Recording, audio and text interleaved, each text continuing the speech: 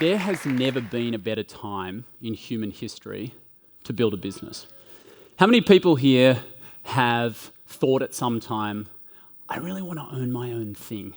Or have said to a bored coworker, you should go and build a business, right? That is a very common conversation, and I'm sure that it exists for many of you here today. And the thing that's so interesting about it is this would never have happened in any other era in history. Imagine you were born in the same period as this guy. 400 years ago, it's the Dutch Golden Age. This is a trader, a cloth trader. And in his era, unless you were an aristocrat or you were from the landed gentry, you weren't considering building a business. You weren't turning to your mate at the water cooler and saying, hey, I've got this excellent idea. Your only opportunity to go and build a fortune of your own was to find your way onto a ship like this. And you were going to get on that ship and you're going to sail all the way around the Cape of Good Hope and along past through the Malacca Strait and into the Banda Islands. Once you get to the Banda Islands, the thing you're looking for is a nutmeg.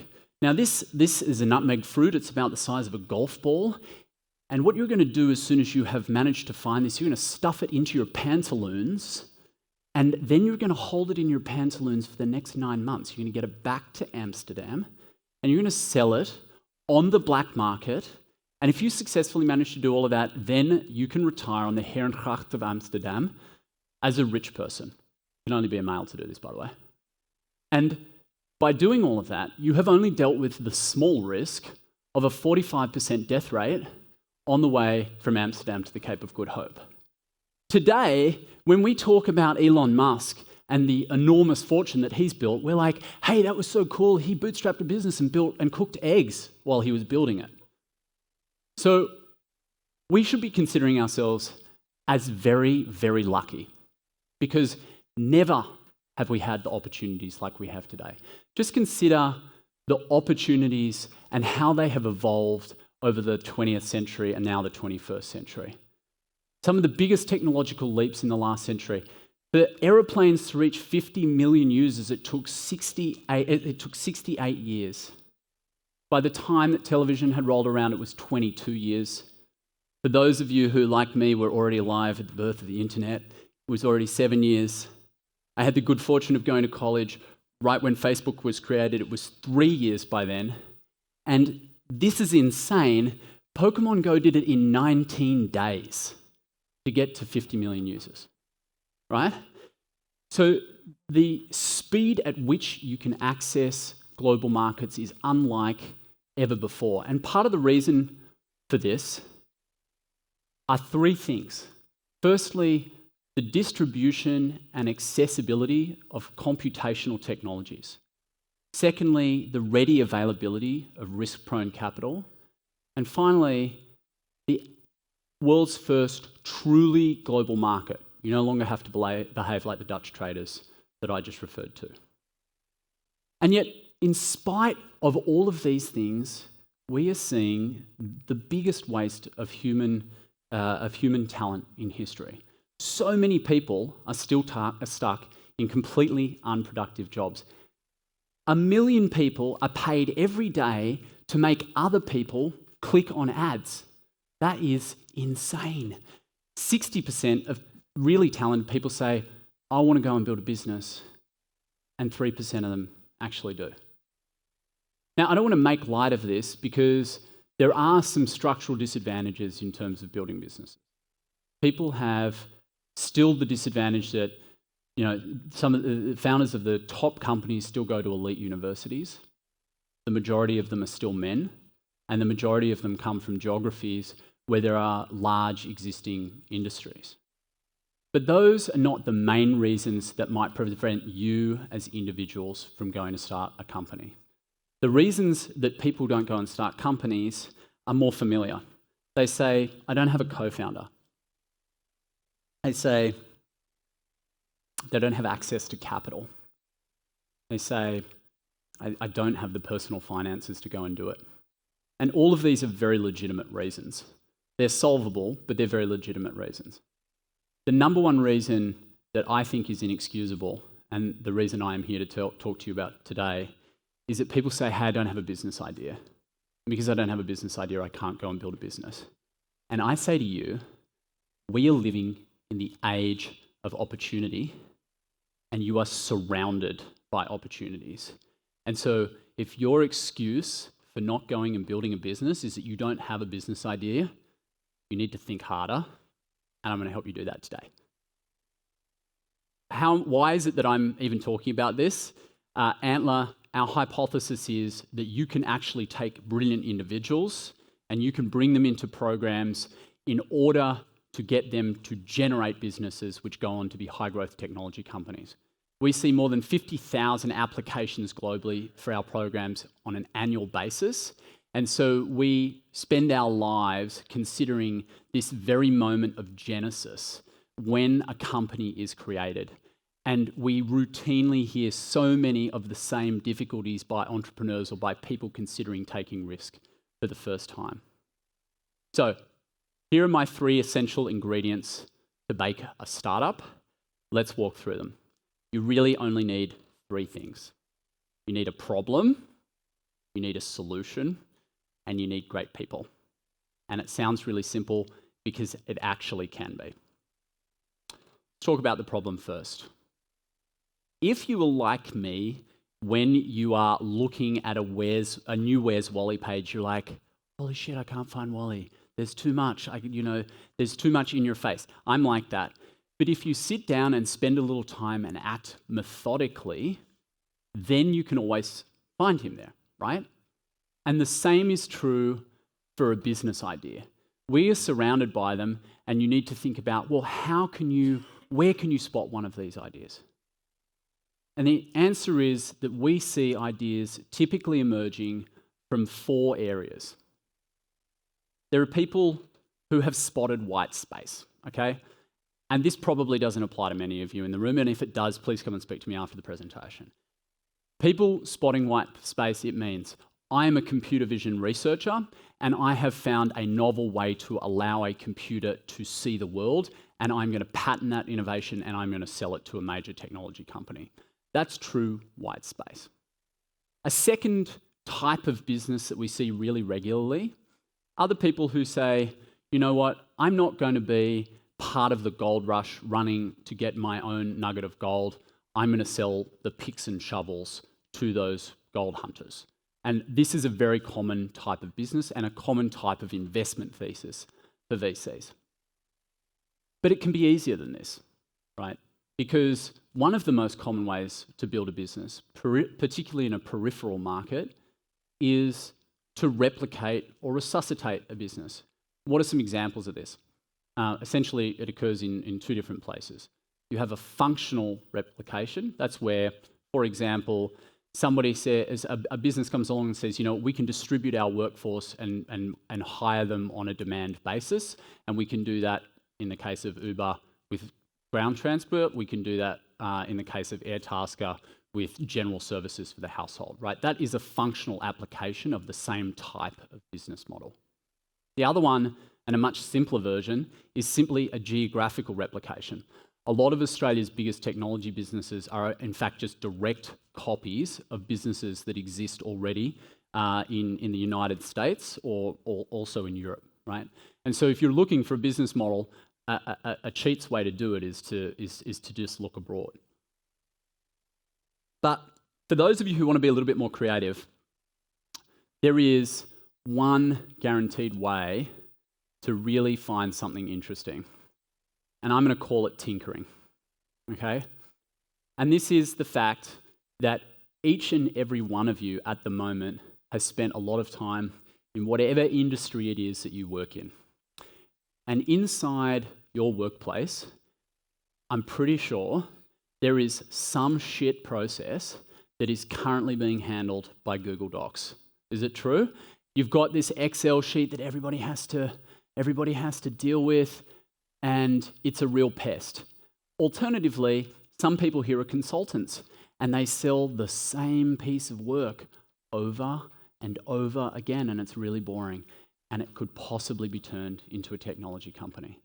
So if there is something like that in the vicinity of your knowledge, that is where you know you have an interesting problem to start inspecting. And if, as you're inspecting it, you're like, this is a really painful problem, you might be onto something. If you're like, hey, lots of people have this problem, again, it's worth looking into. Is it happening all the time? Is it really urgent that you deal with it? Is it growing? Is it unavoidable? Because all of these things simply are synonyms for demand. And if you can find a problem where that has demand to fix it, then you know that it's time to start thinking about resigning your current boring job. Okay, you should also probably start thinking about a solution, okay? And of all of the problems that we run into, this is where things start going wrong. I want to go back into history again. This is the Trojan Horse. The interesting thing about the Trojan Horse is it's really famous for a reason, and yet many people still haven't learned its main lesson. Because so commonly when we're talking about businesses right in the early formation, the thing we hear is about how they are going to solve some sort of problem with AI and ML, or they're going to think about the data opportunities that you can get once you get this set up. And I always think about this as the Trojan horse problem, right? Because the issue for the Greeks was not the military strategy once they got into the gates of Troy. It was the genius to get into the gates of Troy that made that business, that satisfied, so to speak, the demand of the Trojans, which was vanity. And so you need to think about the thing that is going to solve the demand for the problem that you have come up with. And this is a very hard thing to do because most people lack the focus to think about this one core issue.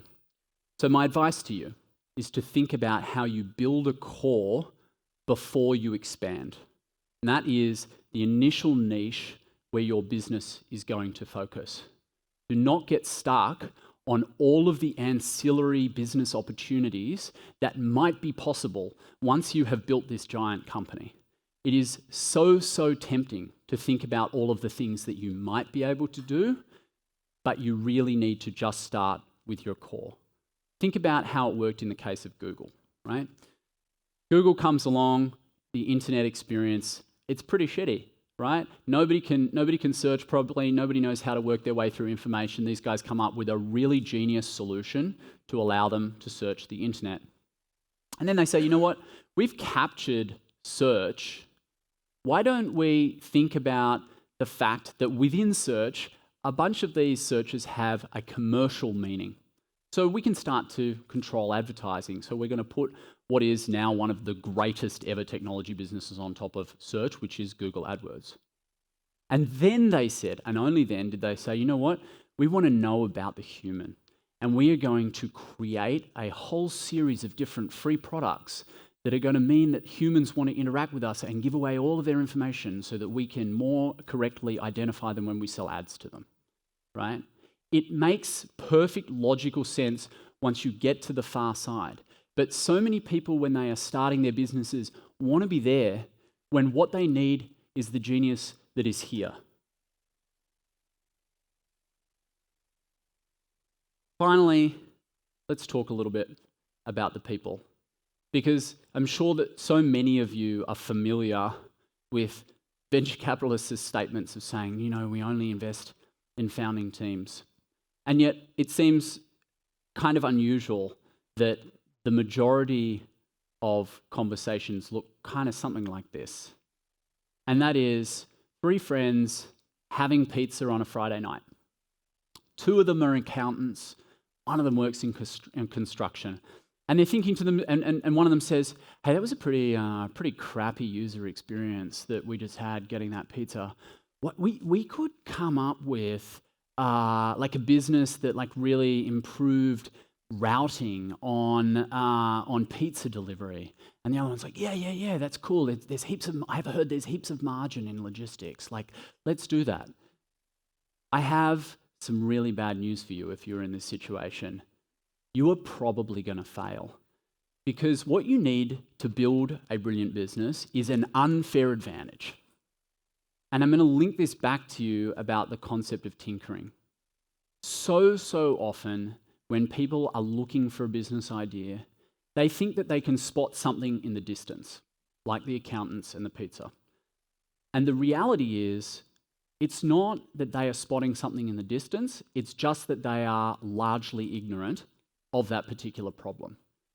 Whereas, if you work in some kind of weird niche industry and technology just hasn't arrived there yet, that is the place that you can genuinely start looking. And when you do, what you are looking for is a co-founder or co-founders that have some consistent attributes. Firstly, spike. What does spike mean? Spike means that that person is incredibly strong in a particular area, right? It might be that they are a wonderful salesperson. It might be that they are an engineer. It could be that they have very, very deep understanding in the area, in the industry in which you wish to operate. Every good founding team has more than one spike in its team. That's why it is unlikely that the two accountants and the construction worker are unlikely to function well. There is not enough management leverage created by their similar profiles. This is not to say that you can't go and do it. There are lots of examples out there which disprove this. But if you are trying to construct a business, this is the sort of thing that you are looking for. The next is drive. Drive is a short word for ambition. You need to be really, you need to really want to build a big company, particularly if you wish to receive venture capital, because it necessitates that you are able to build a very large company very quickly. Drive is an important feature, and you can look for it in lots of different ways.